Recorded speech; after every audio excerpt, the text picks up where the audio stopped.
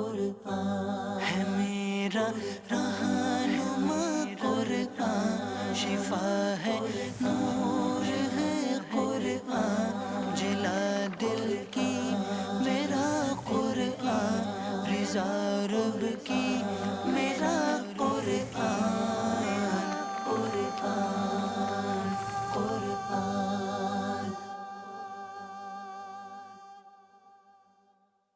الحمد للہ رب العالمین والصلاة والسلام علی سید المرسلین، اما بعد فاعوذ باللہ من الشیطان الرجیم، بسم اللہ الرحمن الرحیم۔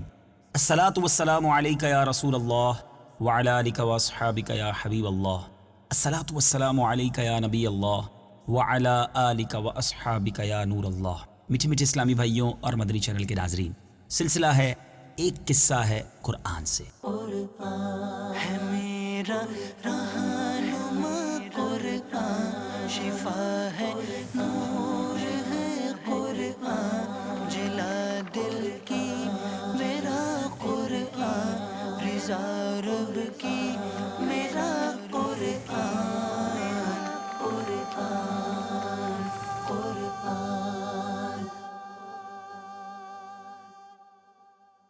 آج کون سا قصہ سننا ہے؟ آپ نے دنیا میں بہت سارے شہروں کے بارے میں سنا ہوگا، بڑے جدید، بڑے زبردست تعمیر کیے ہوئے شہر اس دنیا میں موجود ہیں، مگر آج ایک ایسے شہر کی بات ہونی ہے جو الٹا دیا، جو الٹ پلٹ کر دیا گیا۔ یہ کیسا شہر تھا اور وہ کیوں برباد کر دیا گیا؟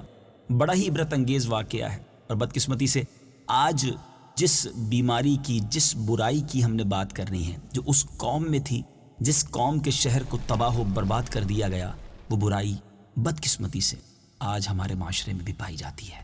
وہ برائی کون سی ہے وہ بھی آپ کو بتانی ہے۔ آئیے توجہ سے اس قرآنی واقعے کو سماعت کیجیے۔ یہ حضرت لوط علیہ السلام کا شہر صدوم تھا، جو ملک شام میں صوبہ حمص کا ایک مشہور شہر ہے۔ حضرت لوط علیہ السلام بن ہاران بن تارخ یہ حضرت ابراہیم علیہ السلام کے بھتیجے ہیں۔ یہ لوگ عراق میں شہر بابل کے باشندہ تھے۔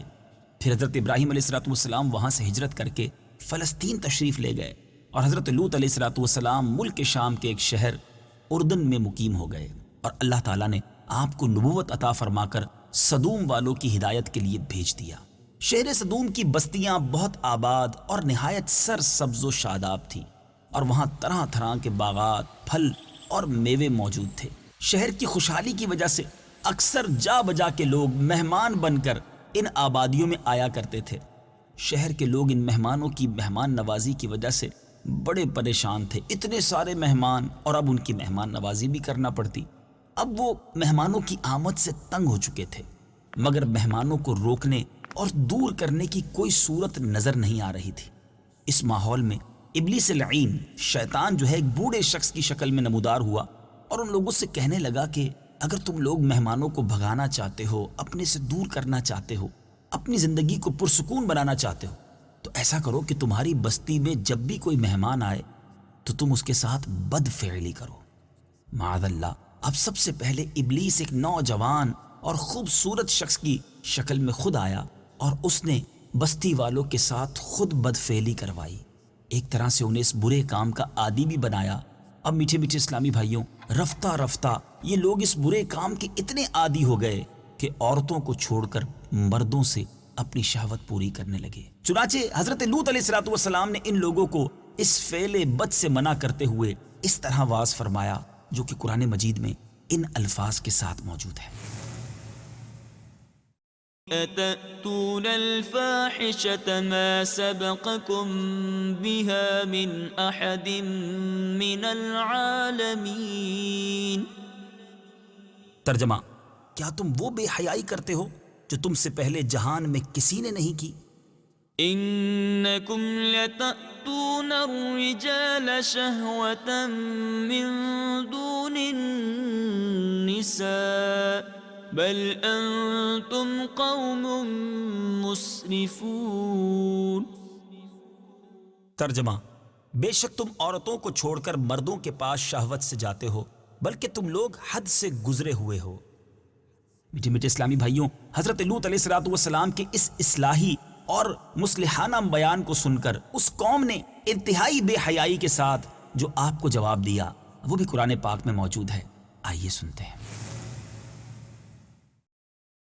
وما كان جواب قومه إلا أن قالوا أخرجوهم من قريتكم إنهم أناس يتطهرون.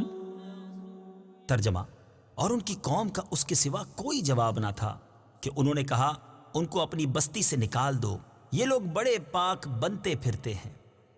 جب قوم لوط کی سرکشی اور بدفعلی قابل ہدایت نہ رہی تو اللہ تبارک و تعالیٰ کا عذاب آیا. اور یہ عذاب کیسے آیا؟ چنانچہ حضرت جبرائیل علیہ السلام چند فرشتوں کو لے کر آسمانوں سے اتر پڑے. پھر یہ فرشتے مہمان بن کر حضرت لوط علیہ السلام کے پاس پہنچے، اور یہ سب فرشتے بہت ہی حسین اور خوبصورت لڑکوں کی شکل میں تھے. ان مہمانوں کے حسن و جمال کو دیکھ کر قوم کے جو بد فعل لوگ تھے، جن کا یہ اب وتیرہ بن چکا تھا، انہوں نے حضرت لوط علیہ السلام کے گھر کا رخ کیا. آپ نے ان لوگوں کو بہت سمجھایا کہ یہ میرے مہمان ہیں، مگر وہ قوم ماننے والی نہ تھی. بد فعلی کے ارادے سے آپ کے گھر کا محاصرہ کر لیا، آپ کی دیوار پر چڑھنے لگے. حضرت لوط علیہ السلام نے نہایت دل سوزی کے ساتھ ان لوگوں کو سمجھانا چاہا، اس برے کام سے منع کرنا چاہا، مگر یہ بد فعل اور سرکش قوم اپنے بےہودہ جواب اور برے اقدام سے باز نہ آئی. تو آپ اپنی تنہائی اور مہمانوں کے سامنے رسوائی سے تنگ دل ہو کر غمگین اور رنجیدہ ہو گئے. یہ منظر دیکھ کر حضرت جبرائیل علیہ السلام نے فرمایا کہ اے اللہ عز و جل کے نبی، آپ بالکل فکر نہ کریں، ہم لوگ اللہ تبارک و تعالیٰ کی طرف سے بھیجے ہوئے فرشتے ہیں جو ان بدکاروں پر عذاب لے کر اترے ہیں. لہٰذا آپ مومنین اور اپنے اہل و عیال کو ساتھ لے کر صبح ہونے سے قبل ہی اس بستی سے دور نکل جائیں، اور خبردار کوئی شخص پیچھے مڑ کر اس بستی کی طرف نہ دیکھے، ورنہ وہ بھی عذاب میں گرفتار ہو جائے گا. اور میٹھے میٹھے اسلامی بھائیوں، چنانچہ حضرت لوط علیہ السلام اپنے گھر والوں اور مومنین کو ہمراہ لے کر بستی سے باہر نکل گئے. پھر حضرت جبرائیل علیہ السلام شہر کی 5 بستیوں کو اپنے پروں پر اٹھا کر آسمان کی طرف بلند ہوئے اور کچھ اوپر جا کر ان بستیوں کو الٹ دیا، اور یہ آبادیاں زمین پر گر کر چکنا چور ہو گئیں اور زمین پر بکھر گئیں. پھر کنکر کے پتھروں کا می برسا اور اس زور سے سنگ باری ہوئی کہ قوم لوط کے تمام لوگ مر گئے اور ان کی لاشیں بھی ٹکڑے ٹکڑے ہو کر بکھر گئیں. عین اس وقت کہ جب یہ شہر الٹ پلٹ ہو رہا تھا، حضرت لوط علیہ السلام کی ایک بیوی جس کا نام واعلہ تھا، جو در حقیقت منافقہ تھی اور قوم کے بدکاروں سے محبت رکھتی تھی، اس نے پیچھے مڑ کر دیکھ لیا اور یہ کہا کہ ہائے میری قوم. یہ کہہ کر کھڑی ہو گئی. پھر عذاب الہی کا ایک پتھر اس کے اوپر بھی گر پڑا اور وہ بھی ہلاک ہو گئی. چنانچہ قرآن مجید میں یہ واقعہ اس انداز سے بیان ہوا. فأنجيناه وأهله إلا امرأته كانت من الغابرين وأمطرنا عليهم مطرا فانظر كيف كان عاقبة المجرمين. ترجمہ: تو ہم نے اسے اور اس کے گھر والوں کو نجات دی سوائے اس کی بیوی کے، وہ باقی رہنے والوں میں سے تھی، اور ہم نے ان پر بارش برسائی تو دیکھو مجرموں کا کیسا انجام ہوا. جو پتھر اس قوم پر برسائے گئے وہ کنکروں کے ٹکڑے تھے، اور ہر پتھر پر اس شخص کا نام لکھا ہوا تھا جو اس پتھر سے ہلاک ہوا. اے میرے میٹھے اور پیارے اسلامی بھائیوں، اس واقعے سے کیا سیکھنے کو ملتا ہے؟ یہ بات پتہ چلتی ہے کہ یہ کس قدر برا فعل ہے.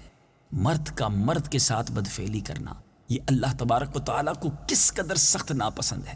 مگر بدقسمتی کے ساتھ لواطت یہ آج ہمارے معاشرے میں بھی عام ہوتا جا رہا ہے. اس قوم کی بستیوں کو تو تخت و تاراج کر دیا گیا، اس قوم کی بستیوں کو نیست و نابود کر دیا گیا، مگر آج جو لوگ اس بدفعلی اور اس برے کام میں مصروف ہیں یا اس کو اچھا سمجھتے ہیں، وہ اللہ کی بارگاہ میں کیا منہ دکھائیں گے؟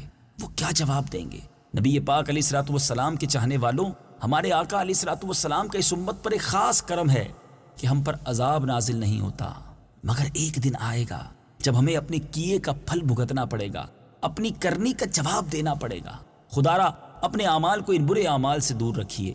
منقول ہے کہ حضرت سلیمان علیہ السلام نے ایک مرتبہ ابلیس لعین سے پوچھا کہ اللہ تعالیٰ کو سب سے بڑھ کر کون سا گناہ ناپسند ہے، تو ابلیس نے کہا کہ سب سے زیادہ اللہ تعالیٰ کو یہ گناہ ناپسند ہے، یعنی اللہ کی بارگاہ میں سب سے بڑا گناہ یہ سمجھا جاتا ہے۔ وہ کیا ہے؟ ابلیس کہتا ہے کہ وہ مرد مرد سے بدفعلی کرے اور عورت عورت سے اپنی خواہش پوری کرے۔ میٹھے میٹھے اسلامی بھائیوں اور مدنی چینل کے ناظرین، بات ہے بڑی عجیب، بات کرتے ہوئے بعض اوقات زبان بھی ساتھ نہیں دیتی، لیکن بیماری کی بات نہیں کریں گے تو علاج کیسے ہوگا؟ خدا را ان چیزوں سے اپنے آپ کو بچائیے اور ایسے کاموں سے بھی اپنے آپ کو بچائیے جو ان برائیوں کی طرف لے جاتے ہیں۔ یہ سخت ناپسندیدہ اور یہ فطرت کے خلاف کام ہے۔ اللہ تبارک و تعالیٰ اس امت کو ان برے کاموں سے محفوظ فرمائے اور ہم سب کو شریعت کے مطابق زندگی گزارنے کی توفیق عطا فرمائے۔ پچھلی قوم کے واقعات دراصل ہمارے لیے زبردست درس عبرت ہیں۔ ان قوموں نے ایک گناہ کیا یا ایک خطا کی، اس قوم پر عذاب نازل ہو گیا، کئی قومیں برباد کر دی گئیں، ان کا نام لینے والا دنیا میں کوئی نہ بچا۔ مگر یہ بات کرتے ہوئے کس قدر دکھ ہو رہا ہے کہ آج ہماری قوم کے اندر، آج ہم مسلمانوں کے اندر بھی کئی ایسے گناہ موجود ہیں جو پچھلی قوم نے تو ایک گناہ کیا تو برباد ہو گئے، اور شاید آج مسلمانوں میں وہ بہت سارے گناہ موجود ہیں۔ اللہ ہمیں سچی توبہ کی توفیق بھی عطا فرمائے اور اپنی رضا والے کام کرنے کی توفیق عطا فرمائے۔ مدنی چینل دیکھتے رہیے، اس طرح اصلاح کے مدنی پھول ملتے رہیں گے۔ اللہ کرے دل میں اتر جائے میری بات۔ صلو علی الحبیب صلی اللہ تعالی علی محمد صلی اللہ علیہ وسلم۔ قرآن ہے میرا رہنما، قرآن شفا ہے نور